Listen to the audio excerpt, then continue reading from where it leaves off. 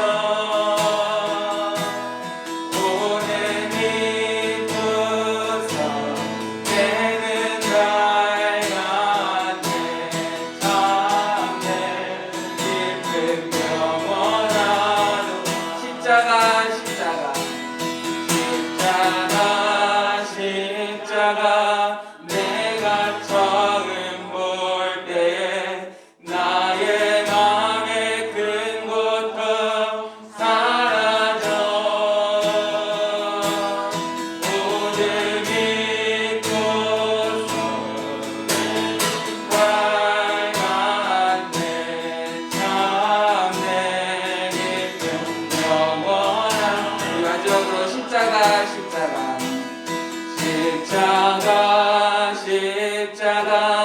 내가 처음 볼 때에 나의 맘의 큰 고통 사라져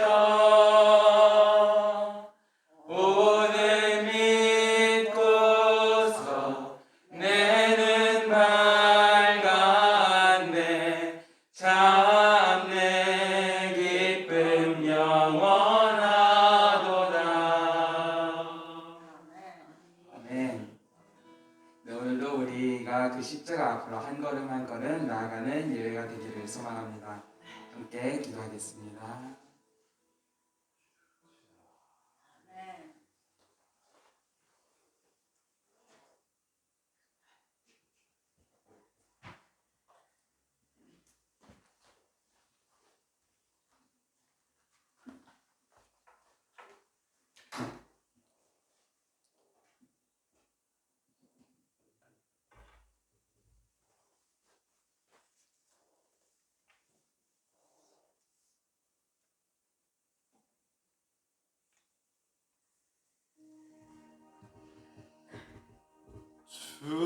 주님을 찬양하라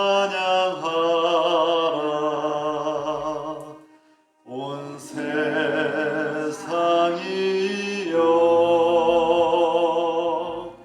주님을 찬양하라 온 세상이여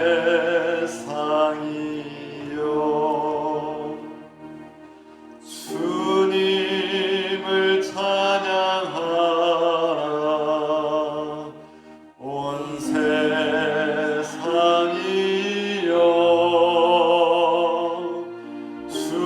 주님을 찬양하라 온 세상이여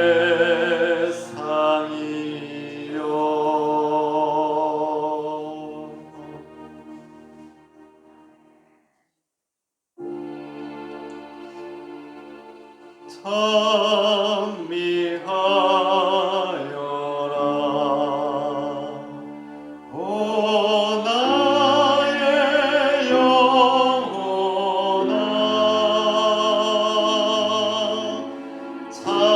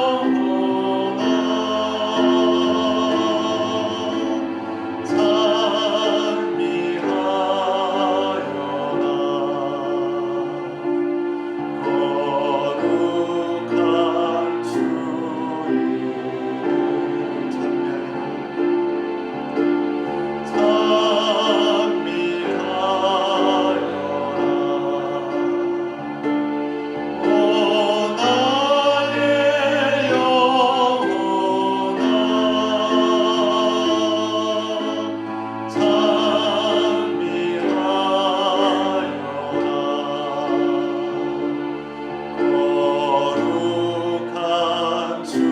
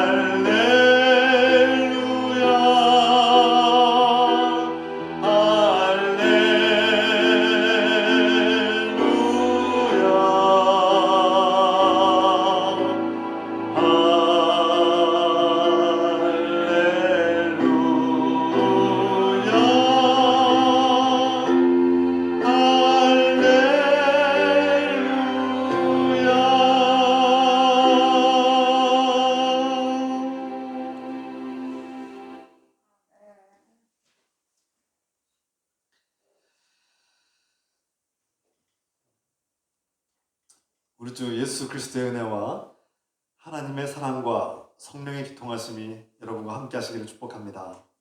주님께서 우리와 함께 하심을 믿고 다 함께 하나님께 예배드립시다. 이제 다 같이 죄 고백 드리겠습니다.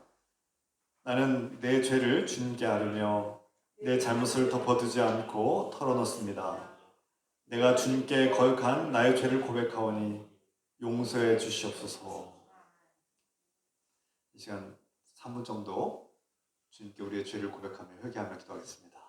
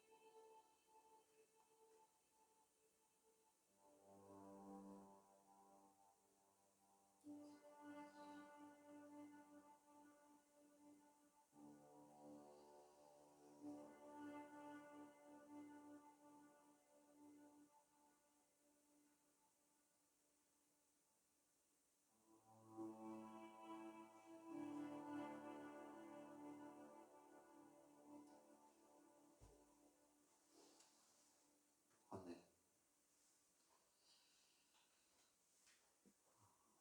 이제 그리스도 예수 안에 있는 자에게는 결코 정죄함이 없나니 이는 그리스도 예수 안에 있는 생명의 성령의 법이 죄와 사망의 법에서 너를 해방하였습니다. 이 말씀을 의지해서 주 예수 그리스도의 이름으로 우리의 죄가 용서받았음을 선포합니다. 우리 함께 주님께 감사의 기도를 드리겠습니다. 우리의 죄를 용서하시고 우리의 허물을 덮으시고 우리의 있는 그대로 받아주시는 주님께 감사하며 3분 정도 침묵으로 기도하겠습니다.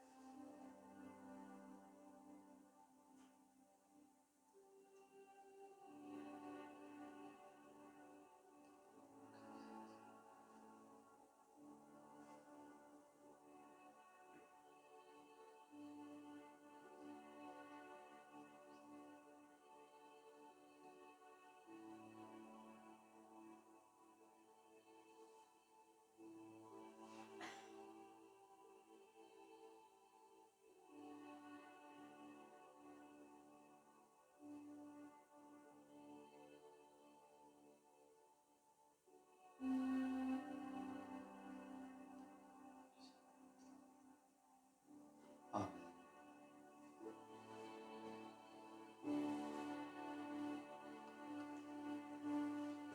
우리 기도를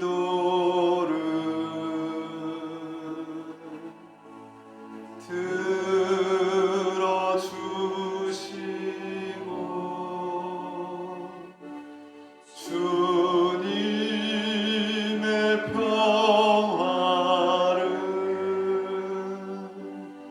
내려주소서.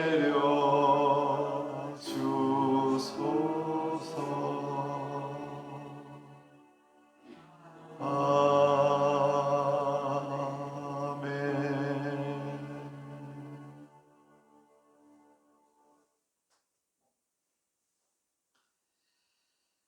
시간 주님께서 우리에게 가르치신 기도 함께 고백합니다.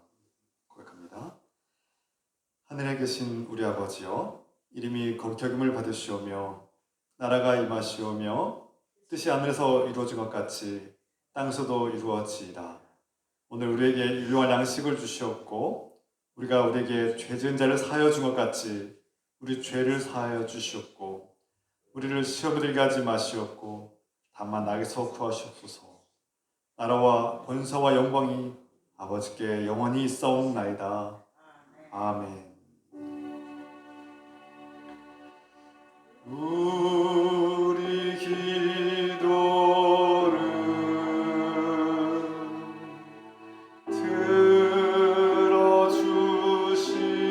들어주시고 주님의 평화를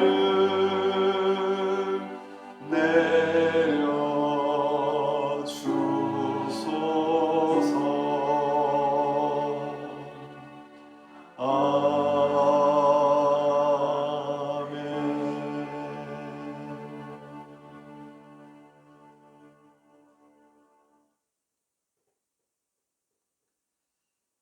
사도신경으로 신앙 고백드립니다.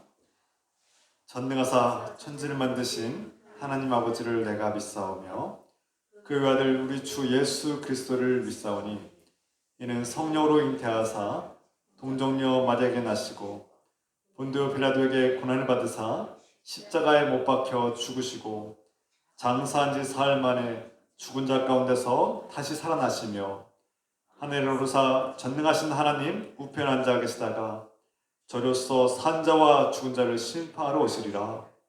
성령을 믿사오며 거룩한 공예와 성도가 서로 사는 것과 죄를 사하여 주시는 것과 몸이 다시 사는 것과 영원히 사는 것을 믿사옵나이다. 아멘. 우리 기도를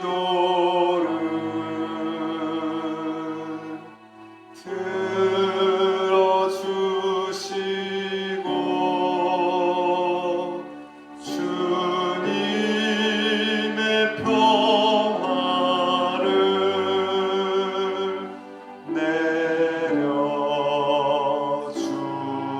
내려주소서.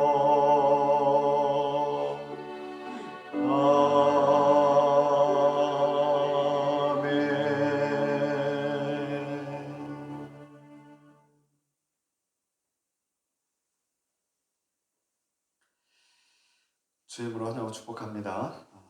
이 시간 감사의 찬송가 86장 찬송하고 준비하신 인물 하나님께 드리겠습니다.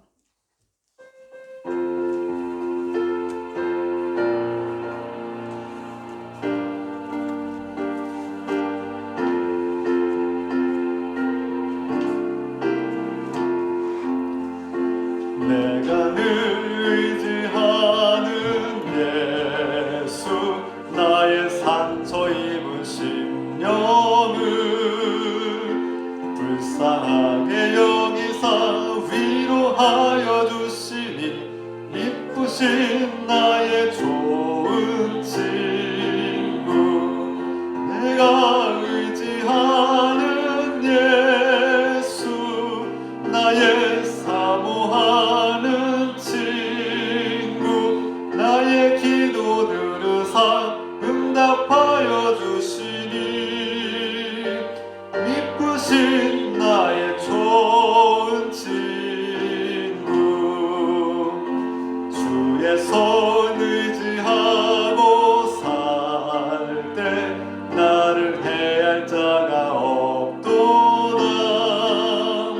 주님 나의 마음을 크게 위로하시니 이쁘신 나의 좋은 친구 내가 의지하는 예수 나의 사모하는 친구 나의 기도 들으사 응답하여 주시니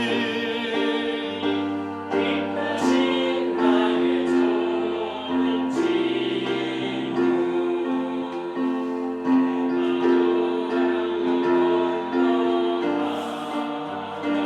내가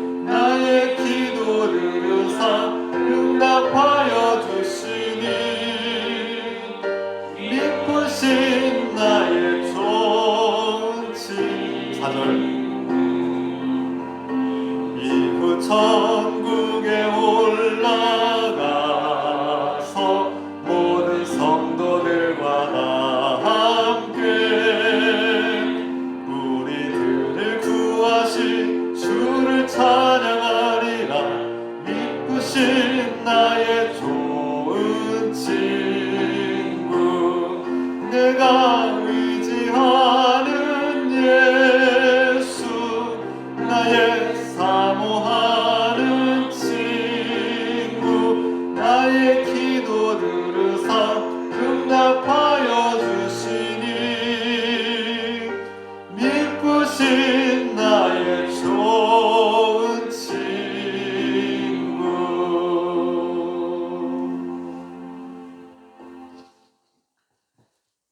이상권 권사님께서 감사기도 인도하시겠습니다. 사랑하는 하나님 아버지, 우리가 주님을 사랑하고 기뻐하며 감사드립니다. 메시아 예수께서 우리 대신 죄를 짊어지시고 죽임당하신 은혜를 깨닫고 감사드립니다. 우리를 조건 없이 받아주시고 하나님의 자녀가 되는 특권을 주시니 감사합니다. 이제 우리가 예수님을 본받아 하나님 나라를 위해 선한 일을 하고 영적 전쟁에서 악의 세력을 물리치며 승리하게 하소서. 우리가 하나님 나라를 위해 드리는 11조와 감사헌금, 성경헌금과 주일헌금을 주님께 기쁘게 받아주시옵소서.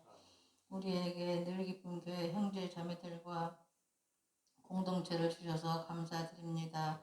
예수님의 마음으로 서로를 용납하고 믿음으로 수고하며 사랑으로 섬기고 소망으로 인내하게 하소서. 그리스도 안에서 같은 마음 같은 뜻으로 하나가 되게 하소서. 말씀을 전하시는 목사님에게 성령의 능력으로 진리와 사랑으로 채워주소서.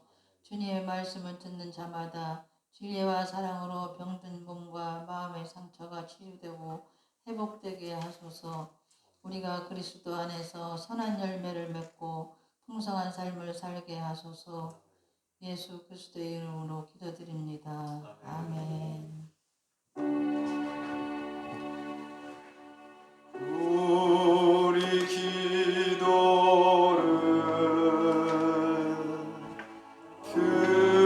들어주시고 주님의 평화를 내려주소서.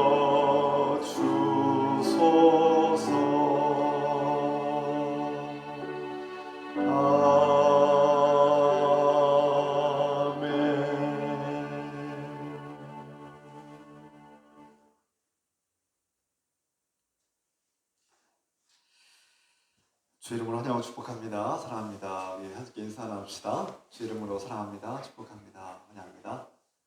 반갑습니다. 날씨가 쌀쌀하고 추운데 주 이름으로 모여서 예배드리게 하심을 감사드리고 여러분을 환영하고 축복합니다. 다음 주일은 창조절 8째 주일이자 2단 경계주일 예배로 그렇게 드립니다. 사회적 거리두기가 3단계로 지속되고 있습니다. 10월 말까지 3단계가 유지될 것으로 이렇게 알려드립니다. 우리 교회는 지금 90% 이상의 성도들이 다 백신을 다 완료한 상태죠. 그래서 11월 중순부터는 우리 교회는 거의 백신 완료자들이 이제 거의 다 있고 그래서 위드 코로나로 갈 가능성이 큽니다. 그렇게 예상하시면 되겠습니다. 기도회가 주중에 기도회가 있습니다. 이렇게 저녁마다 중보기도 하고 있습니다. 여러분 기억하시고 여러분 내 있는 자리에서 어디든지 간에 하루에 매일같이 기도해주시기 부탁드립니다. 목회운영위원회 2차 모임이 오늘 예배 끝난 후에 곧바로 있겠습니다. 목회운영위원회 위원들 참가하시기 바랍니다. 10월에 성경주제대회가 31일 주일 예배 마친 후에 고린도후서 1장에서 3절까지의 말씀을 우리 함께 읽고 나누겠습니다. 가정 방문 예배가 이루어지고 있습니다. 이미 지금 3가정 마쳤고요. 여러분들도 원하시는 가정들 있으면 목회자께 조율하셔서 일정을 잡으시면 되겠습니다. 가정 방문이 어려우신 분들은 교회나 카페나 좋은 장소를 선택하셔서 이렇게 교제와 대화를 나누셔도 좋습니다. 이 시간 우리 3주째 계속 기도하고 있습니다. 신종호 목사님 건강이 회복되시도록 우리 한 시간 1분 정도 같이 기도합시다. 사랑하는 아버지, 오늘 목사님 목사님이 주님 가운데서 회복되고 건강에 치유되길 기도합니다. 뭔가 힘든 마음, 그 공동 뭔가가 예수 그리스도에서 치유를 받기를 기도합니다. 여러 가지 어려운 상황이 있습니다. 주님 불쌍히 주를 도와주시고 주님 남은 생명 동안도 평안하게 하시고 주님 우리 목사님 가정 소원한 사모님과 우리의 제가 믿어 자녀들까지 함께 하시고 또 손님들과 도와주시고 주님 올바른 을 하시고 주께서 기뻐하시는 길 주님의 도움을 잘 예수 그리스도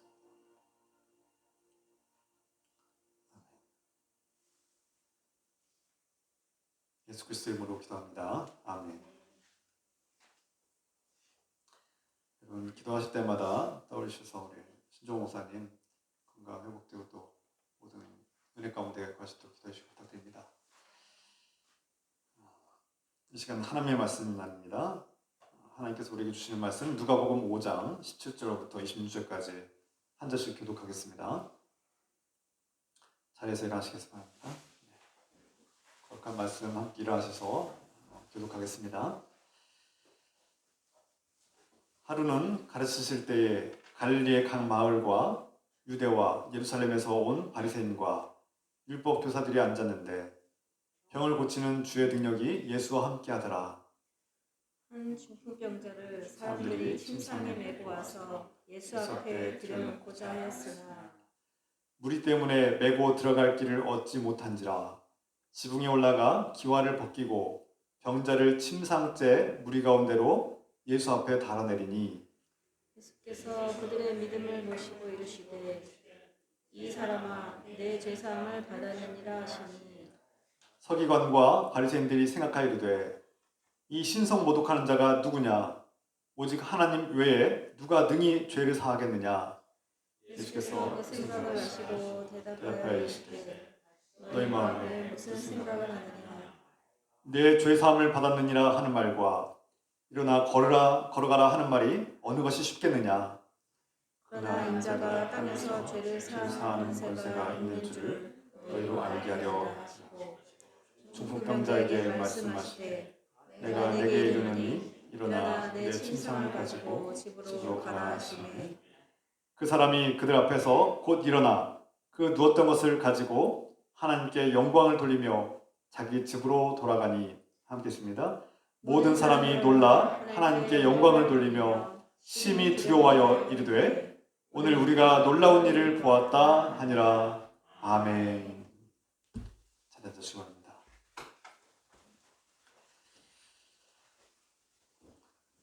오늘 말씀을 묵상하고 준비하면서 제 자신에게 질문해 봅니다. 나에게 정말 참된 친구가 있는가? 또 나는 다른 누군가에게 참된 친구가 되어주고 있는가? 그리스도인으로서 참된 친구가 되는 일은 무엇일까요? 이런 질문을 우리가 자신에게 던져보기로 합니다. 여러분은 어떻게 생각하십니까? 여러분에겐 참된 친구가 있고 또 참된 친구가 되어주고 있습니까? 참된 친구란 무엇일까요? 오늘 본문의 말씀과 연결해서 이 질문에 대해서 묵상하며 말씀 듣기로 합니다. 최근에 영화 오징어 게임이 화제가 되고 있습니다. 이 영화를 보면서 생각했습니다. 참된 친구가 필요한가? 참된 친구가 있다면 어떤 사람일까? 물론 이 영화는 다각도로 여러 가지 시사하는 바가 많아서 여러 가지 측면에서 해석하고 또 논하기도 하는데요. 저는 오늘 말씀과 연결해서 참된 친구란 무엇인가에 대해서 이렇게 연결해서 주목하려고 합니다. 빚을 감당할 수 없는 사람들 456억 원이라는 그런 큰 돈을 상금을 얻기 위해서 목숨을 걸고 이 서바이벌 생존 게임에 동참하는 그런 내용입니다. 오늘날 한국 사회의 경쟁 사회, 또 빚 문제, 또 어두운 면을 적나라하고 상징적으로 보여주는 그런 영화입니다. 전 세계가 이 영화에 주목하고 있는 이유가 오늘날 우리의 현실을 적나라하게 보여주기 때문 아닐까요? 등장인물 중에는 또 기독교인이 등장합니다. 불행하게도 그 영화 속의 기독교인은 잘못된 왜곡된 신앙을 가지고 있습니다. 그래서 어떤 자신의 욕심과 탐욕을 위해서 다른 사람들을 죽이는 그리스도인, 그리고 회개 기도만 하면, 내가 잘못했다고 회개하고 기도만 하면 끝나고 괜찮다, 하나님은 다 용서해 주신다, 그런 값싼 은혜, 나는 이제 회개하고 기도했으니까 방금 전에 저질렀던 죄는 다 용서받았어, 이렇게 끝내버리는 그런 신앙, 이것이 한국 교회의 극단적인 잘못된 값싼 은혜를 상징적으로 표현하는 모습이 아닌가 돌아보게 됩니다. 그래서 기독교계에서 이 영화를 반발하고 거세게 항의하고 있죠. 어떤 목사님들은 이 영화를 보지 말아라 이렇게 강권하기도 합니다. 그런데 저는 생각이 다릅니다. 사회가 기독교를 비판하고 때로는 비난할 때 그것을 겸허하게 경청할 필요가 있습니다. 교회는, 우리 그리스도인들은 누군가가 교회를 향해서, 그리스도인들을 향해서 그렇게 비판할 때 경청하고, 그들이 왜 우리를 비판하는지를 잘 듣고 우리 자신을 깊이 돌아보고, 우리가 어떻게 그러면 그들에 대한 오해를 풀고 또 그들이 기대하는 그리스도인의 삶이 무엇인지를 깊이 생각하고 고민해야 합니다. 이것이 그리스도인의 자세이고 성숙한 교회의 모습이라고 생각합니다. 신앙의 본질을 잃어버린 교회, 세상의 빛과 소금이 되지 못하는 그리스도인들을 보면서 이것을 회개하고 고치는 것이 마땅하지 않겠습니까?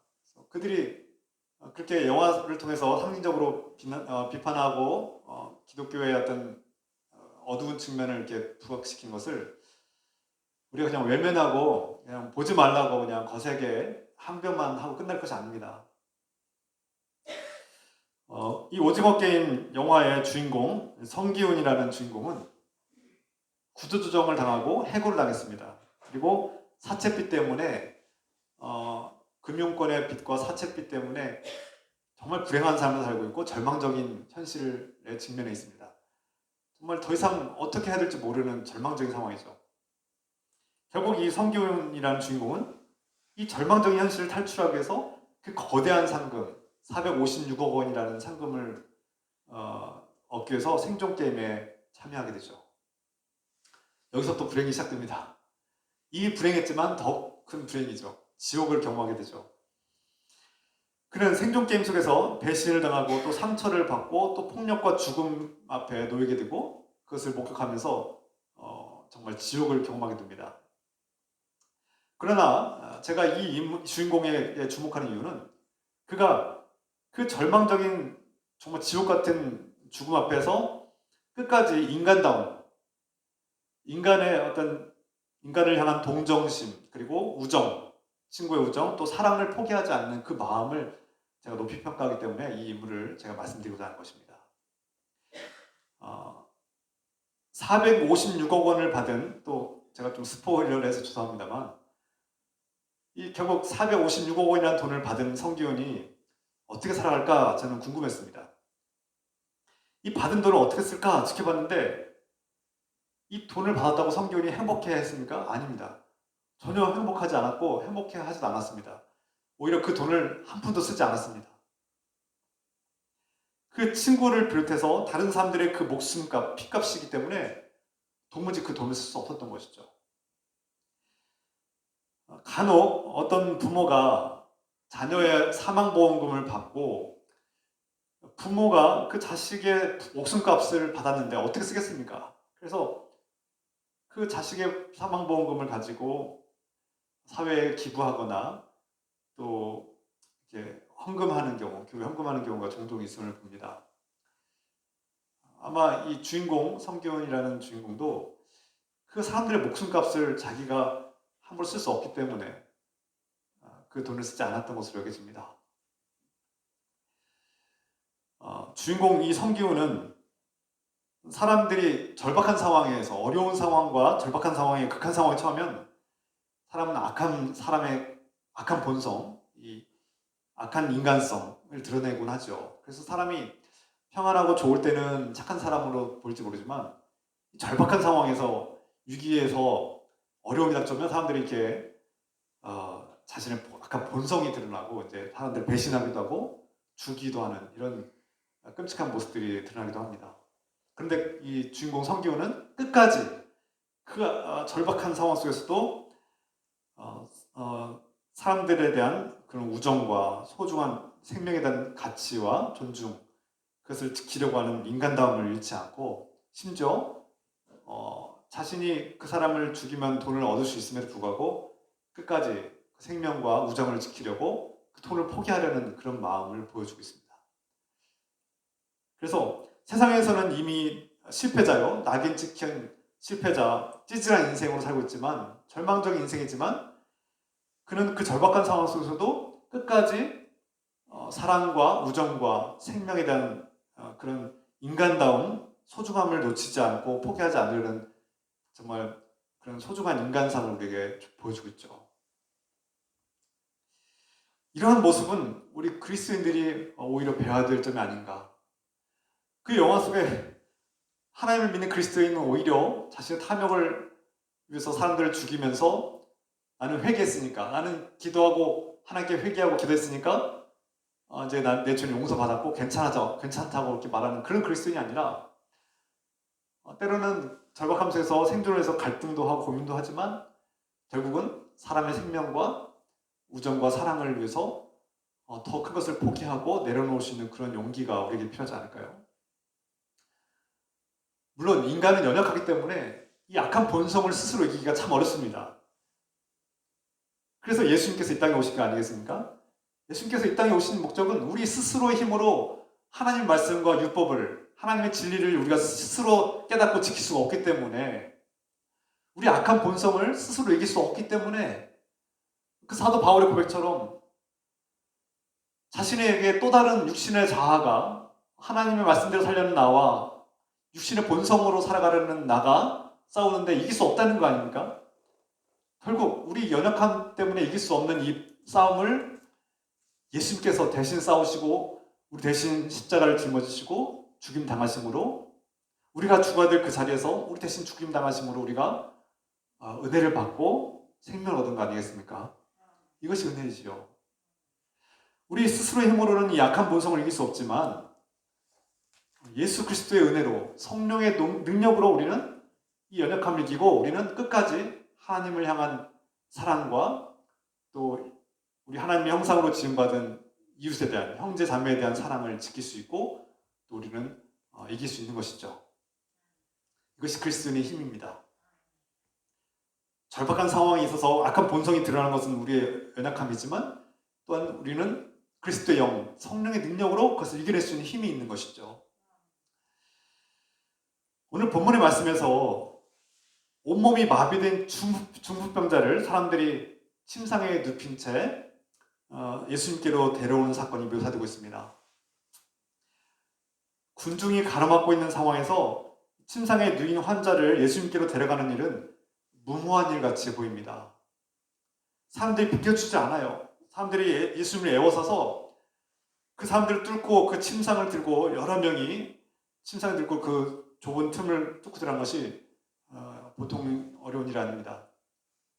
특히 그 당시에 예수님을 에워싼 군중들은 이 병자가 가까이 다가오는 것을 싫어하고 매우 꺼려했습니다. 왜 그렇습니까? 누누이 말씀드리지만 당시 유대인들은 이 율법주의 사고관에 사로잡혔기 때문에 그 병자, 중풍병에 걸린 병자든 큰 병자들은 큰 죄를 지었기 때문에 하나님의 징벌을 받았고 하나님의 저주를 받은 사람들이기 때문에 그 병자와 이렇게 접촉을 하거나 그 병자가 가까이 있으면 부정탄다고 생각했을 것입니다. 그래서 병자가 그 가까이 오는 것을 싫어했고 오히려 예수님께 가까이 가는 것을 이렇게 못 가게 차단했을 가능성이 큽니다.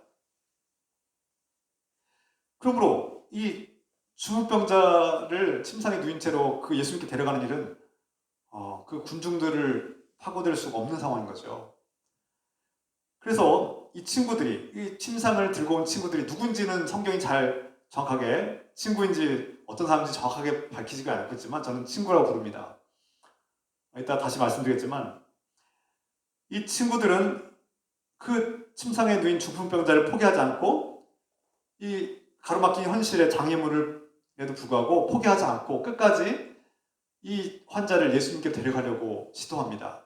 그래서 그들이 결국 포기하지 않는 마음으로 치열한 도전 정신을 가지고 창의적인 아이디어를 착안하게 되죠. 그게 무엇입니까? 지붕에 올라가자. 물론 유대인 그 건축 집의 구조는 우리나라와 다르죠. 우리나라처럼 이렇게 저렇게 지붕 위로 올라가서 이렇게 지붕을 뚫는 것은 좀 다른 구조입니다. 오히려 옆집이나 뒷집에서 마당처럼 이렇게 계단 형태로 이루어져서 옆집의 지붕에서 내려올 수 있는 그런 구조이기 때문에 가능한데요.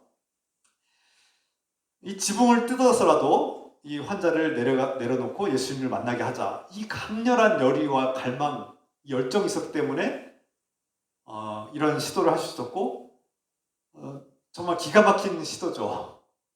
보통 사람이라면 상상할 수 없는 그런 시도 아니겠습니까? 여러분, 열정과 노력과 창의적인 이런 마음들이 필요합니다. 우리가 작은 장애물들이 있다고 해서 포기할 것이 아니라 어려움이 닥쳤다고 그냥 포기하고 주저앉아 있을 것이 아니라 한번 해보자. 포기하지 말고 해보자. 그리고 열정을 가지고 어떻게 하면 이것을 해결할 수 있을 것인가를 추구하다 보면 길이 열리는 거 아니겠습니까? 그래서 우리 옛날 말에도 흔한 말에 뜻 있는 곳에 길이 있다는 말, 아주 훌륭한 명언이죠. 우리가 어떻게 보면 장애물이 있지만, 어려운 현실이 있지만 마음이 없는 것이지 해결 방법이 없는 것이 아니라고 볼 수 있습니다. 결국 그 친구들은 지붕을 뜯어서라도 예수님을 만나게 하는 이 열정. 여러분, 전도, 누군가를 인도하는 거 어렵습니다. 수많은 장애물들이 있죠. 전도하기 어렵습니다. 코로나19라는 큰 장애물이 있죠. 그런데 우리가 여기서 포기하고 주저앉아 있으면 안 됩니다. 우리가 더 큰 열정 가지고 창의력을 발휘하고 지붕을 뜯는 그런 창의적인 도전을 가지고, 치열한 도전을 가지고 나아가지 않겠습니까? 저는 우리 열악한 환경들, 또 열악한 상황들, 열악한 재정들, 연약한 여러 가지 코로나19 상황들이 있지만 우리 교회가 포기하지 않고 치열하게 고민하고 도전하면 하나님께서 길을 열어줄 것을 믿습니다. 오늘 중풍병자를 데려온 사람들이 누구냐? 친구라고 제가 표현했는데 여기서 중요한 점은 그 사람들은, 이 환자를 데려온 사람들은 병자를 불쌍히 여겼고 그를 포기하지 않았다는 사실입니다. 그리고 그의 병이 낫기를 갈망하는 마음에 예수님을 만나게 하려고, 그가 예수님을 만나면 나으리라는 확신을 가지고, 믿음을 가지고 그를 포기하지 않고 데려온 그런 열정 있는 사람들이라는 것이죠. 저는 이 사람들을 친구라고 불렀습니다. 참된 친구. 예수님이 그 치유가 불가능한 중풍병자를 고쳐주시라는 확신을 가진 사람들, 놀라운 사람들이죠. 바로 그리스도인들 아니겠습니까?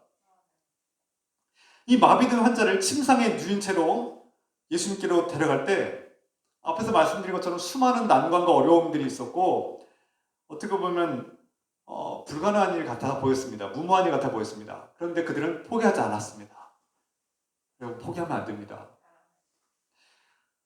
우리는 좋을 때나 어려울 때나 함께하고 포기하지 않고 끝까지 함께하는 그런 사람들을 참 친구라고 부릅니다. 우리에게도 이런 믿을 만한 참 친구가 있으면 얼마나 행복할까요? 그래서 앞에서 제가 우리에겐 정말 참 친구가 있는가? 또 우리가 누군가에게 참 친구가 되어줄 수 있는가? 이 친구는 참 중요한 존재라는 것을 우리에게 다시 한번 되새겨 줍니다. 사람에게 누구나 이러한 참 친구가 필요합니다. 상황이 좋든지 나쁘든지 나를 포기하지 않고 버리지 않고 내가 도움이 필요할 때 나에게 도움의 손길을 내밀어 주시는 사람, 진정으로 나의 질병이 낫고 내가 건강한 삶을 회복되게 되기를 바라는 그런 사람, 내 곁에서 나와 함께 해주고 나를 치유해주는 진정한 구원자 예수께로 나를 데려갈 수 있는 그런 참 친구가 우리에게 필요합니다. 그리고 성경은 동시에 우리에게 그런 우리가 갈망하고 우리가 진정으로 그토록 기다리는 참 친구가 바로 예수 그리스도임을 우리에게 가르치고 있습니다. 사람들은 우리를 배신하기 마련입니다. 조건적으로 사랑합니다. 우리가 어려울 때 떠나기 마련입니다. 돕는데 한계가 있습니다. 그런데 예수 그리스도는 우리를 있는 모습 그대로 조건 없이 받아주시고 사랑해 주시고 용납해 주시는 분, 우리를 거절하지 않고 우리를 구원해 주시는 참 생명의 하나님의 아들이심을 우리에게 증언하고 있습니다. 그분이 저 여러분들의 진정한 친구입니다. 예수님을 믿으면 우리는 누구보다도 가장 강력하고 위대한 참 친구를 얻는 것입니다. 예수님은 세상이 죄인이라고 또 실패자라고 당신은 천벌을 받았고 하나님의 징벌을 받은 것이라고 비난하고 정죄하는 이 죄인을, 외면당한 소외당한 이 죄인을 받아주셨습니다. 조건 없이 받아주셨어요. 하나님 아버지의 무한하신 그 조건 없는 사랑을 보여주셨습니다. 바로 이 사랑이 우리에게도 필요합니다. 온몸이 마비되고 절망에 빠진 주부병자에게 필요한 것은 바로 이 하나님의 사랑이었습니다. 그러니까 병이 낫는 것도 중요하지만 그 주부병에서 해방되는 것도 중요하지만 자신이 하나님으로부터 저주받은 것이 아니라, 자신이 하나님으로부터 버림받은 존재가 아니라, 징벌을 받은 존재가 아니라 하나님의 사랑을 받는 존재라는 사실을 깨달은 것, 이것이 더 큰 복이라는 것이죠. 우리가 하나님께로부터 복을 받았다는 것은 어떤 건강의 복이나 어떤 물질의 복, 부자가 되는 복, 그런 복을 초월합니다. 그것은 미미한 거예요. 어쩌면 그것은 재앙이 될 수도 있어요. 그런데 진정한 복은 내가 하나님으로부터 사랑받고 있고 그 조건은 무조건적인 사랑을 받고 있고 내가 저주받는 존재가 아니라 하나님의 사랑을 받는 존재로 새롭게 거듭난 존재, 구원을 받은 존재임을 깨닫는 것이 진정한 복이라는 것을 우리에게 가르쳐줍니다. 이것이 기독교의 진정한 복입니다. 오늘 예수 그리스도께서는 우리에게 진정으로 필요한 것이 무엇인가를 가르쳐주고 있고 그것이 하나님의 사랑임을 값없이 주는, 조건 없이 우리에게 주시는 그 하나님의 무한하신 사랑하심을 우리에게 가르쳐주고 있습니다. 이 사랑이야말로 우리의 마비된 가슴과 우리의 마비된 영혼을 치유하는 줄 믿습니다. 예수님께서는 지금도 저 여러분에게 내가 너의 진정한 친구가 되어주겠다고 우리를 부르시고 초대하고 계십니다. 마비된 사람들을 해방시키는 예수 그리스도는 바로 오늘 우리에게 세상에서 우리가 마비된 존재임을 가르쳐주고 있습니다. 세상에서 우리는 4가지 요소가 있으면 행복할 수 있다고 세상은 우리에게 선전하고 또 세뇌시킵니다. 이 4가지 4P라고도 부르시는데요. 4가지 P, 다시 말해서 pleasure, 쾌락입니다. 쾌락. 그리고 prestige, 명예, 파워, 권력, 그리고 poverty, 돈, 재력. 4가지 쾌락과 명예와 권력과 재력이 있으면 행복할 수 있다. 이 4가지만 가지면 너가 이 세상에서 행복하게 할 수 있어라고 우리를 세뇌하고 우리가 선전하고 있죠. 그 중에서도 재력, 이 재력을 가지면 명예도 얻고 쾌락도 얻을 수 있고 권력도 얻을 수 있다라고 우리에게 말합니다. 그래서 돈이 최고인 세상에 살고 있죠. 이 4가지 요소를 추구하는 사람이 정말 행복할 수 있습니까? 이 4가지만 얻으면 정말 행복해집니까? 우리는 정말 지혜를 가지고 이 세상을 볼 필요가 있는데요. 이 4가지를 다 얻고도 온갖 쾌락을 다 누리고 온갖 세상의 명예를 갖고 또 권력을 가지고 그리고 재력을 가졌음에도 불구하고 행복하지 못해서 마약 중독에 빠지기도 하고 때로는 모 재벌가의 딸이 목숨을 끊는 일들, 모 재벌가가 뛰어내려서 죽는 일, 이런 일들을 종종 보게 됩니다. 이 4가지 요소를 다 갖췄음에도 불구하고 우리가 볼 때는 세상에 모든 것을 다 가졌다고 볼 수 있는 사람들이 불행해하는 것을 볼 수 있습니다. 우울증 약을 먹고요, 마약을 하고요, 최고의 재벌이 최근에도 마약을 해서 구속의 위기를 겪은 적이 있습니다. 왜 그렇습니까? 앞에서 언급한 것처럼 세상은 이 4가지만 있으면 너는 행복할 수 있으니까 이 4가지를 쫓아 살라고 우리에게 강요하지만 정작 이 4가지를 얻기 위해서 살면 우리는 배신을 당하고 그 결말은 불행과 배신과 허무함이라는 것을 우리는 알 수 있습니다. 우리는 정말 인생에서 이 4가지를 얻기 위해서 열심히 살아갑니다. 이 쾌락과 명예와 권력과 재력을 얻기 위해서 열심히 공부하고 저 스카이를 향해서 달려가고 한 푼이라도 더 벌기 위해서 내가 정말 아등바등 살고 있죠. 그런데 정말 행복하십니까? 행복을 위해서 그렇게 살고 있는데 정말 행복합니까? 아니라는 거죠. 앞에서 언급한 영화 오징어 게임은 세상에서 이 네 가지를 추구하는 사람들이 모인 거예요. 그런 사람들의 인생의 결말이 얼마나 비극적이고 얼마나 비참한지를 적나라하게 보여주는 것이 바로 그 영화의 결말입니다. 그들이 그 456억 원이라는 그 거대한 돈을 가지면 행복해질 거라고 다른 사람들을 죽이면서까지 달려가지만 꼭 불행한 거예요. 그것을 얻고도 불행할 수밖에 없습니다.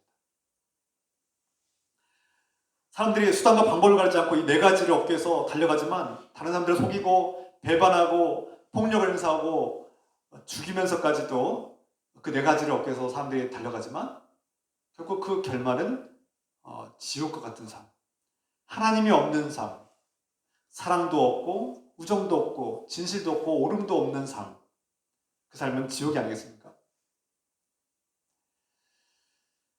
그래서 이 세상은 이 네 가지 요소를 숭배하면서 이것을 강요하고 있는데 이 네 가지 요소를 추구하는 사람들의 마음은 마비된 삶이에요. 중풍병자와 같은 영혼들이죠. 오늘 성경에서는 육신의 중풍병을 앓은 사람이 나오지만 그는 예수님께서 주목하신 것처럼 자신의 죄 때문에 그렇게 된 것임을 또 알 수 있습니다. 죄의 문제가 있다는 거예요. 그러니까 결국 영혼과 육신이 함께 병들어서 죽어가는 한 존재를 오늘 우리에게 증언하고 있는 것이죠.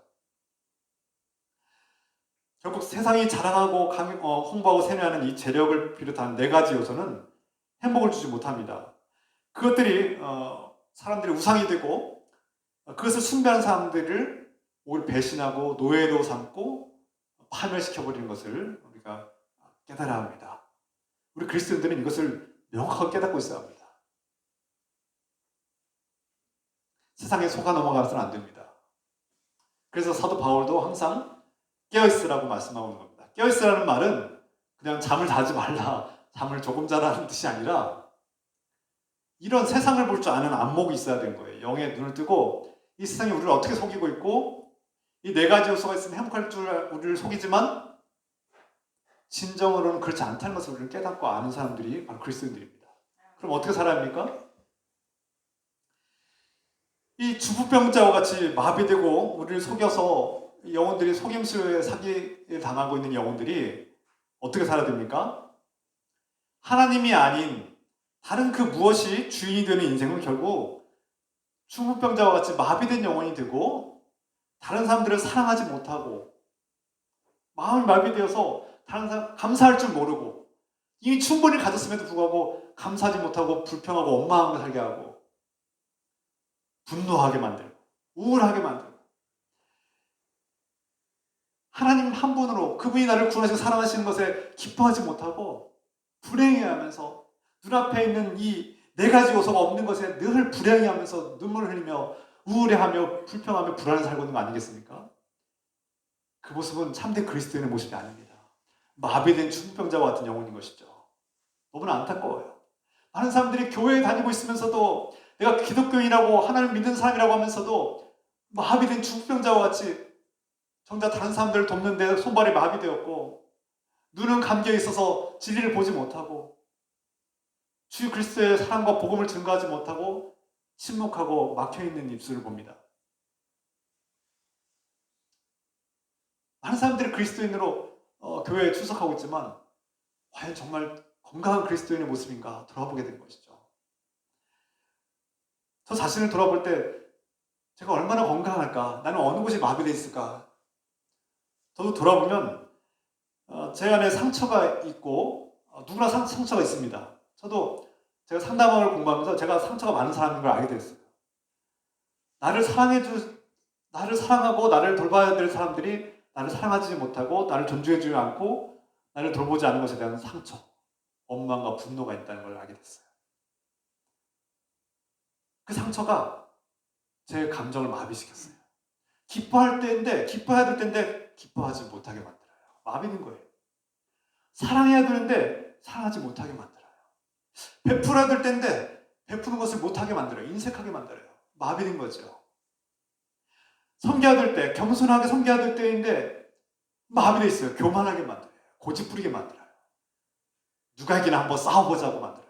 고집쟁이 싸우는 사람 되게 만들어요. 독하게 만들어요. 마비된 영혼 아닙니까? 중풍병자 아닙니까? 겉모습은 멀쩡하게 건강하지만 우리의 감정과 우리 이성 마비된 거 아닙니까? 제 이성이나 뇌는 똑똑한 것 같아요. 비교적 똑똑한 편인 것 같아요. 근데 감정에 빼앗겨 있어요. 상처에 빼앗겨 있어요. 마비돼 있어요. 그러니까 이걸 발휘하지 못하는 거예요. 공부를 얼마든지 잘할 수 있어요. 얼마든지 노력하면 훌륭하게 발휘할 수 있는데 못하는 거예요. 왜 그렇습니까? 마비돼 있는 거예요. 상처 때문에. 저는 독소 때문에. 여러분은 어떻습니까? 이 세상의 모든 사람들은 자신도 알지 못하는 상처가 있습니다. 자신이 못 느끼는 거예요. 이미 마비됐으니까 여러분 마비된 그 살과 마비된 손과 발이 있을 때 꼬집어도 모릅니다. 거기 피가 나도 속옷을 찔러도 잘 몰라요. 거기가 상처가 난지도 모르고 살아요. 어떤 근육이 마비돼서 굳어있는데 돌덩어리 굳어있는데 그냥 모르고 사는 경우가 많습니다. 그래서 대부분의 사람들이 자신이 얼마나 큰 상처를 가지고 있는지 모르고 사는 경우가 많아요. 저는 멀쩡해요. 아무 문제 없어요. 저 무슨 상처가 있어요. 저 건강한 사람이에요. 저 아무 문제 없는 사람이에요. 라고 말합니다. 그런 사람일수록 더 위험합니다. 왜냐하면 자신을 돌아볼지 모르는 거예요.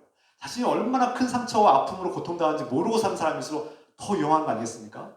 오히려 자신이 마비된 것을 알고 있기 때문에 더 조심하고 보호할 줄 알고 재활하려고 노력할 줄 아는데 모르는 사람은 더 위험하고 더 악화되는 거 아니겠습니까?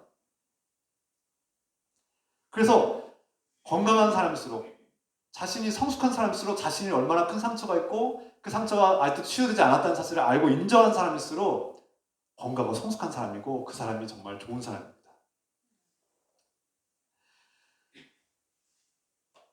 오늘 예수 그리스도께서는 그 마비된 중풍병자의 병을 치유하셨습니다. 그 마비의 원인이 무엇이든 간에 그것이 죄 때문에 마비되었든 누군가의 상처가 독소가 되어서 그게 우리의 몸을 마비시키든 우리의 마음을 마비시키고 우리의 감정과 이성을 마비시키고 또 의지를 무기력하게 시킬 수 있습니다. 마비된 영혼은 결국 사랑하지 못하고 감사할 줄 모르고 기뻐할 줄 모르는 것이죠. 인생의 목적과 의미를 잃어버립니다. 방황합니다. 내가 무엇을 위해서 살아가는지 모르는 거예요. 자기 자신을 사랑할 줄 모르게 됩니다. 자신을 사랑할 줄 모르는 사람이 어떻게 다른 사람을 돕고 섬길 수 있겠습니까? 늘 인색하고 늘 차갑고 냉랭할 수밖에 없고 자신을 사랑할 줄 모르는 사람들은 다른 사람을 섬길 줄 모르고 봉사할 줄 모릅니다. 결국 다른 사람을 잘 섬기는 사람, 다른 사람을 섬기고 봉사하는 사람들의 특징은 자기 자신을 존중하고 아끼고 사랑할 줄 아는 사람들이 다른 사람도 돌아볼 줄 아는 것이죠. 예수 그리스도께 나아가면 우리의 마비된 심장이, 우리의 마비된 마음이, 우리의 마비된 감정과 이성이 치유됩니다. 예수 그리스도께 나아갑시다. 우리 예수 그리스도께 나의 마비되고 멈춰버린 심장이 다시 뛰게 해달라고, 사랑하는 마음이 다시 뛰게 해달라고, 나의 멈춰버린 이 기뻐할 줄 모르는 마음에 다시금 기쁨이 샘솟게 해달라고 기도합시다.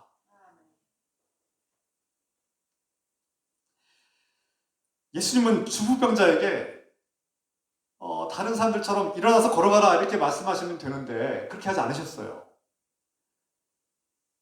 왜 그랬을까요? 오히려 예수님은 그 대신 너의 죄가 용서받았노라, 이 사람아 너의 죄가 용서받았노라 말씀하셨어요. 왜? 일어나서 걸어가라, 내가 너의 병을 치유했으니 이제 걸어가라 이렇게 하시면 될 텐데 왜 죄의 문제에 주목하셨을까요? 메시아로 오신 예수님이 이 땅에서 하나님 나라를 시작하셨고 하나님 나라가 펼쳐지면 이 죄의 문제가 해결됐다는 것을 우리에게 보여주기 위해서 그렇게 하신 것입니다. 의도적인 것이죠. 이것은 나중에 큰 후폭풍을 일으킵니다. 예수님이 모를 리가 없어요. 거기 주변에 모여있는 바리새인들과 율법학자들이 예수님의 이 언행에 대해서 비판적이고 어떻게 하면 흠을 잡을까 노려보고 있는 상황에서 이 말씀을 하신 것은 자신에게 독이 되어서 돌아올 수 있는, 자신을 위협하고 자신에게 큰 해가 될 것을 아셨어요. 모를 리가 없습니다. 예수님께서. 이 말을 했을 때 내가 공격을 받고 큰 어려움에 빠질 것을 압니다. 아셨어요. 다 아셨어요. 그런데도 불구하고 예수님께서 그렇게 하셨단 말이에요. 예수님은 안식일에 회당에서 병자를 고치면 반드시 율법을 어겼기 때문에 비난을 받고 협박을 받고 위협을 당할 것을 아셨어요. 자신의 명예가 추락하고 거센 비난과 거센 항의와 또 위협을 받을 것을 다 알고 계셨음에도 불구하고 그 병자를 고쳐주셨어요. 오늘 말씀에서도 그냥 병만 고쳐주셨으면 그나마 병 고치는 은사가 있으신 분이구나 라고 넘어갔을 텐데 죄의 문제에 주목하시고 죄를 용서하시니까 신성모독죄다. 바리새인들이 당신 신성모독죄, 죄를 용서하시면 하나님밖에 없는데 당신이 누군데 감히 죄를 용서하냐? 문제 있다. 저 사람 어떻게 문제 있다. 심각한 문제 있다. 비난을 받지 않습니까? 근데 예수님께서 그렇게 하신 거예요. 우리는, 그리스도인들은 내가 하는 말과 행동이 자신의 이기적인 욕심을 위해서가 아니라 공동체와 교회와 하나님의 뜻대로 순종하기 위해서 하는 말과 행동이면 그것이 누군가로부터 비난을 받을 것이 뻔한데도 불구하고 누군가가 그것을 싫어할 것이 뻔한데도 불구하고 교인들이 그것을 반대할 것이라는 것을 알면서도 바보 아닌 이상 알죠. 알면서도 불구하고 그것을 추진하는 이유는 무엇입니까? 제 배를 불리기 위해서 하는 겁니까? 아니에요. 여러분들이 싫어하는데도 불구하고 성경 공부하자고 매달리는 이유는 무엇입니까? 제가 좋자고 하는 겁니까? 아니에요. 교회 공동체가 앞으로 미래를 지향하고 이 지역사회에 선교하는 교회가 되기 위해서 중대한 결정을 할 때 목사가 비난을 받고 거세게 항의를 받고 교인들이 싫어할 것을 알면서도 불구하고 하자고 하는 것은 무엇 때문입니까? 왜 그렇습니까? 목사 배를 불리기 위해서 하는 겁니까? 아니에요. 하나님께서 기뻐하시기 때문에 사람들이 싫어할 걸 알면서 교인들이 반발할 걸 알면서 나도 불편할 거 나도 불편해지는데 나도 손해볼 걸 알면서도 하는 거예요. 하나님께서 기뻐하시는, 하나님께서 옳다고 생각하시는, 하나님께서 그것이 교회의 본질이라고 말씀하시기 때문에 그렇게 하는 거 아니겠습니까? 여러분, 제가 교회에서 목회하는 그 방향과 지향점과 여러분들을 자꾸 인도하는 그 길이 여러분들 불편한 거 알아요. 기도에 바쁘고 어려운 삶 속에 자꾸 기도에 나오라고 하는 거 불편한 거예요. 자꾸 전화하는 거 불편한 일이에요. 가정 방문하는 일 불편한 일이에요. 나의 사생활 침해받는 것 같은 느낌이 들 수 있어요. 제자 훈련 받자 정말 불편한 일이에요. 시간도 그렇고 내 쉬는 시간 목사님의 나의 어떤 과거를 나누는 거 정말 불편한 일이에요. 근데 왜 하자고 합니까? 여러분들 불편하게 하려고 하는 겁니까? 목사가 배부르게 하려고, 아니 목사가 할 일이 없어 하는 겁니까? 아니에요. 하나님께서 기뻐하시기 때문에 하는 거예요. 하나님께서 그것을 하라고 하시니까, 하나님 뜻이니까, 그것이 교회의 본질이니까. 예수 그리스도의 이름으로 제사 삼고 훈련하라고, 그래서 목사를 세우고, 그래서 여러분들에게 보내주신 파송한 주님 일꾼 아닙니까? 여러분들을 귀찮게 하려고 온 것이 아니라 그것이 저의 사명이고 그것이 주님께서 기뻐하시는 일이고 그것이 교회의 본질이고 우리만 예배드리고 끝나는 그런 교회가 아니라 선교하고 이 지역사회와 이 이웃들과 복음을 나누고 어떻게 하면 저들에게 복음을 전할 수 있을까를 고민하고 도전하고 두드리고 거절당하는 거 가슴 아프고 정말 기분 나빠요. 그런데 가는 거예요. 거절당하고 저를 보는 눈초리가 무시당하는 그 눈초리와 표정 정말 싫어요. 그런데 가는 거예요. 그것이 사명이고 그것이 주님께서 기뻐하시기 때문에. 이 지역 주민들이 우리 교회를 어떻게 보고 있는지 우리는 아주 주의 깊게 바라봐야 합니다. 그리고 그들이 우리에게 어떻게 평가하는지 우리는 경청해야 합니다. 그리고 어떻게 하면 저들에게 그리스도의 마음을 전해 주실 수 있을까를 고민해야 합니다. 치열하게 고민하고 또 도전해야 됩니다. 저는 여러분들이 뭘 싫어하는지 잘 압니다. 이거 하면 교인들이 싫어하겠구나. 이렇게 하면, 이런 거 하면 교인들이 반발하겠구나. 교인들이 말은 안 하고 있지만, 겉으로 말은 안 하고 있지만, 싫어하는구나라는 거 다 압니다. 제가 바보가 아니에요. 다 알아요. 예수님께서 잘 아셨어요. 그냥 일어나서 걸어가라고 하면 끝날 일이었어요. 그럼 무난하게 그냥 지나갈 일이었어요. 그런데 이 사람아, 내가 너의 죄를 용서하노라고 선포하는 순간 문제가 생기는 걸 아셨어요. 다 아셨어요. 바리새인들과 율법학자들이 자신을 비난하고 위협할 것을 아셨어요. 안식일에 병을 고치는 것이 문제가 될 것을 아셨어요. 그럼에도 불구하고 하는 거예요. 그것이 하나님의 뜻이니까. 그것이 아버지의 사랑이니까. 그 한 영혼에게 필요한 사랑이니까. 제가 너무 큰 소리로 말씀드렸으니까 오늘 말씀 마무리합니다. 예수님이 그냥 단순히 와서 야, 병 고침 받아라. 예수 믿으면 다 건강해져. 예수 믿으면 안 아파. 이거 하시려고 오셨습니까? 아니에요. 예수님은 죄의 노예로 살고 있는 여러분들을 죄로부터 해방시키고 자유를 주기 위해서 오신 거 아닙니까? 그 상처와 아픔으로부터 마비된 영혼들, 중풍병자와 같이 마비되어서 꼼짝달싹 못하는 사탄의 종으로 살아가는 저 여러분들을 위해서 구원하기 위해 땅에 오신 거 아니겠습니까? 내 힘으로는 도무지 지킬 수 없는 이 선함, 그 절박한 상황이 되니까 나도 모르게 악한 본성이 나와서 누군가를 배신하고 누군가에게 악한 행동을 하는 나, 스스로 도무지 이길 수 없는 나를 대신해서 십자가에 못 박혀 돌아가신 예수님, 그분을 통해서 내가 이렇게 구원받고 용서함 받고 용납받고 하나님의 자녀로 특권을 들고 사는 거 아니겠습니까? 우리에게는 이 무조건적인 사랑이 필요합니다. 수많은 이유로 우리의 마비된 영혼들을 예수께서는 이 무조건적인 사랑으로 받아주시고 치유해 주십니다. 예수 그리스도의 무조건적인 사랑이 없으면 우리는 치유할 수 없는 거예요. 또 예수 그리스도께서 우리에게 주신 것은 우리가 왜 살아가야 되는지, 우리 인생의 목적이 무엇인지를 분명히 가르쳐 주신 것입니다. 예수 그리스도의 치유를 받은 저와 여러분들은 이제 하나님 나라의 자녀로, 하나님 나라의 일꾼으로, 선한 일꾼으로 살아가는 것입니다. 이것이 그리스도의 삶이죠.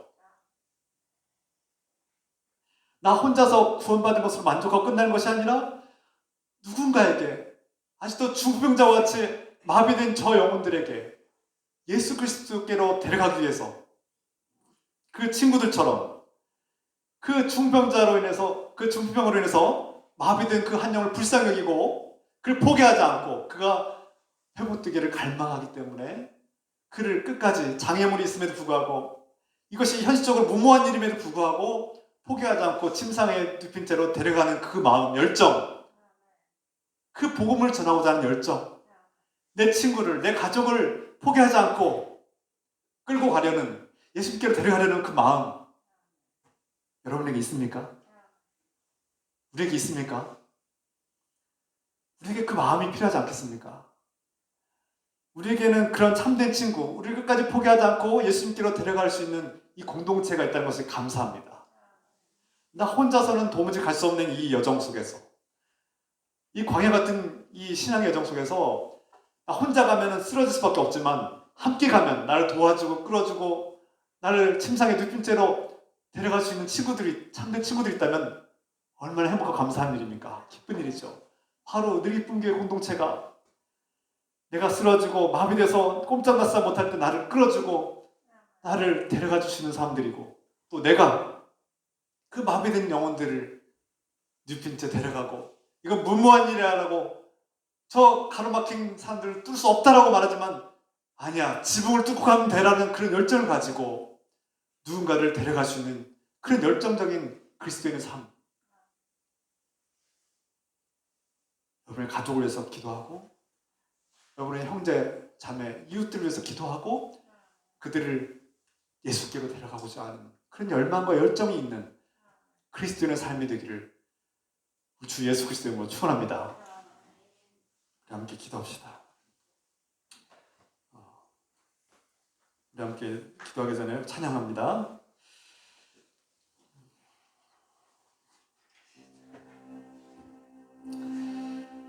주의 말씀 삶의 등불이요 우리 앞길에 빛이시라.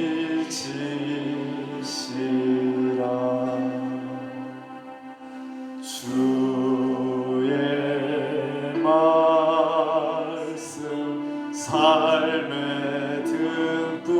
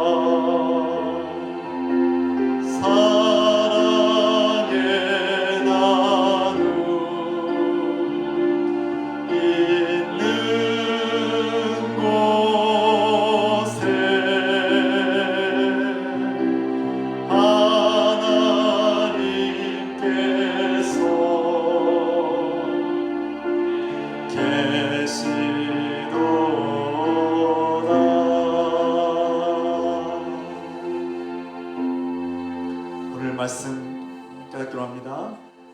우리에겐 참 친구가 필요합니다. 우리의 참 친구가 되신 예수 그리스도께 감사를 나갑시다.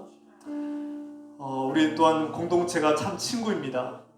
어려울 때나 슬플 때나 기쁠 때나 좋을 때나 우리를 끝까지 포기하지 않고 예수께로 인도하고 정말 마비된 가슴들, 마비된 열정과 마비된 감정과 이성들을 취해주는 예수 그리스도 앞에 나아가며 우리의 마비된 친구들, 꼼짝달싹 못하고 스스로 힘으로 해결할 수 없는 그들을 예수께로 데려갈 수 있는 그런 참 친구가 되어주는 그런 그리스도인으로 살아가기를 함께 기도합시다. 주여 하나님 아버지, 오늘 이 말씀 깨닫기로 합니다. 주님, 우리에게 참 친구가 필요합니다. 우리의 참 친구가 되신 예수 그리스도 앞에 나아갑니다. 우리의 마비된 심장과 우리의 마비된 감정과 이성을 치유하신 주님, 우리의 마비된 영혼을, 우리의 마비된 마음을 치유하신 주님께 나아갑니다. 우리의 마비된 심장을 고쳐주시소서.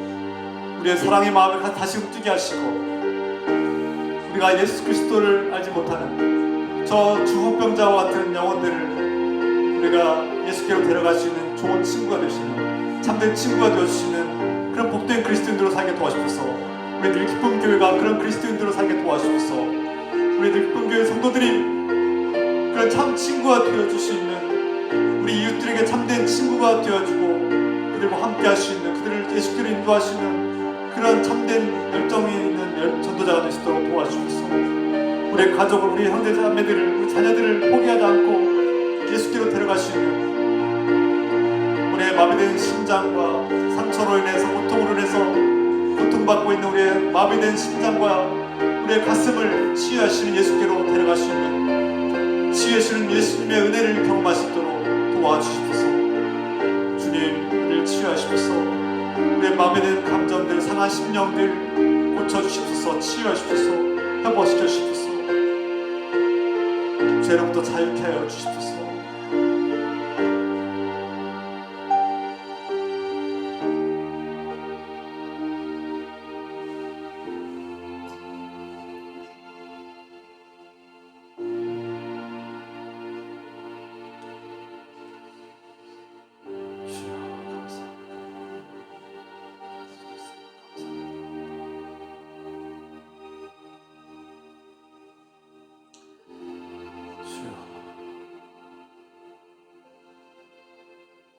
오늘 그 중풍병자의 마비된 몸과 마음을 치유하신 예수 그리스도의 은혜와 우리의 참 친구가 되시는 하나님 아버지의 끝없는 사랑하심과 우리도 다른 사람들의 참 친구가 되라고 말씀하시는 성령님의 교통감화 역사심이 오늘 늘기쁨교회 모든 성도들과 가정과 일터 위에 우리 이웃들 가운데 지금부터 영원토록 함께해 주시기를 간절히 축원하옵나이다. 아멘.